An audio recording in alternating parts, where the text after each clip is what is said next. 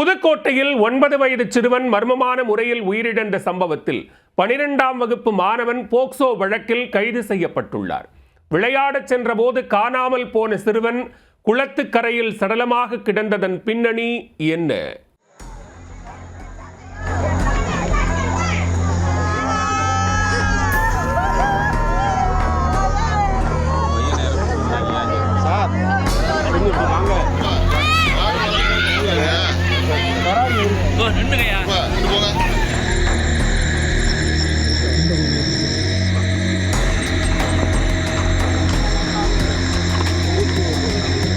புதுக்கோட்டை மாவட்டம் ஆலங்குடி அருகே கருக்காக்குறிச்சியில் கூலி தொழிலாளி ஒருவர் தனது குடும்பத்துடன் வசித்து வருகிறார். அவருக்கு 2 மகள்கள் மற்றும் ஒரு மகன். கூலி தொழிலாளியின் 9 வயதான மகன் அரசு தொடக்கப்பள்ளியில் 4ஆம் வகுப்பு படித்து வந்தார்.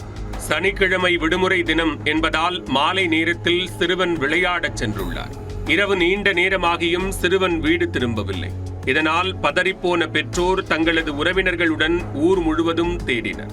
கடைசியாக வீட்டிலிருந்து 100 மீட்டர் தொலைவில் உள்ள குளத்துக்கரை பகுதியில் தேடியுள்ளனர். அங்கு புதர் பகுதியில் சிறுவன் கழுத்து மற்றும் முகத்தில் காயத்தோடு சடலமாக கிடந்துள்ளார். அதை கண்டு ஒட்டுமொத்த கிராமமும் அதிர்ச்சியில் உறைந்து போயுள்ளது.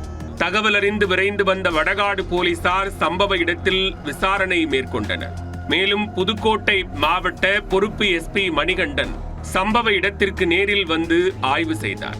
தொடர்ந்து வழக்கு பதிவு செய்த போலீசார் குற்றவாளிகளை பிடிக்க தேடுதல் வேட்டையில் இறங்கினர். இதனிடையே குற்றவாளிகளை விரைந்து கைது செய்ய வேண்டும் என்று சிறுவனின் உறவினர்கள் வலியுறுத்தினர். அதுவரை உடலை வாங்க மாட்டோம் எனவும் கூறினர். மேலும் குற்றவாளிகளுக்கு கடுமையான தண்டனை கிடைக்க நடவடிக்கை எடுக்க வேண்டும் என்றும் கோரிக்கை விடுத்தனர். தொடர்ந்து விசாரணை மேற்கொண்ட போலீசார் சந்தேகத்தின் பேரில் 17 வயது சிறுவனை பிடித்து விசாரணை மேற்கொண்டனர். விசாரணையில் அதிர்ச்சியூட்டும் தகவல் வெளியானது.